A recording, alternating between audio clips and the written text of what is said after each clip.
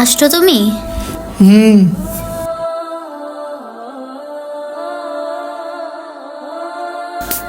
শোনো, আজকে তো প্রথম রোজা, ঘরে কোনো বাজার সদাই নেই। তুমি একটু পরে যা কিছু বাজার সদাই করে নিয়ে এসো। আচ্ছা ঠিক আছে, এখন আজান দিছে তো, নামাজটা পড়া তারপর বাজার সাথে নিয়ে আসবো। ওরা যে কেমনে বলি, আজকে এক সপ্তাহ ধরে আমার কোনো কাজ কাম নাই, পকেটে তো কোনো টাকা পয়সাও নাই, কি করবো বুঝতেছি না।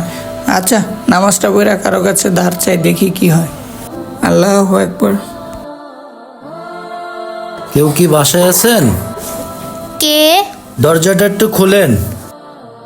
সাকিব আহমেদ আছেন? সাকিব আহমেদ 20 টাকা লটারি ধরে 20 লাখ টাকা পেয়েছেন।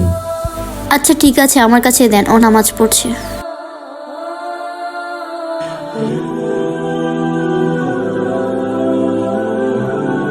আসসালামু আলাইকুম রহমতুল্লাহ।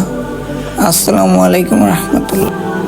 হে আল্লাহ, আমি আপনার পাপিষ্ঠ বান্দা, জানি না এই কোন কারণে আমার আজকে এই পরিণতি। আমার এই দূর সময় আল্লাহ, তুমি ছাড়া কেউ নাই, তুমিই আছো একমাত্র মালিক।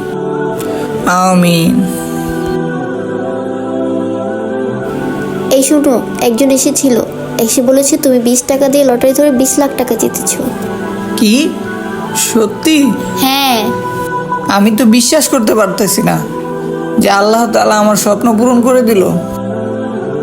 সত্যি আল্লাহ খুব মহান। আলহামদুলিল্লাহ। এই ভিডিওটি শুধু বোঝানোর জন্য যে আল্লাহ তাআলা কখনো বান্দাকে ভুলে যায় না, বান্দা যতই পাপ করে না কেন।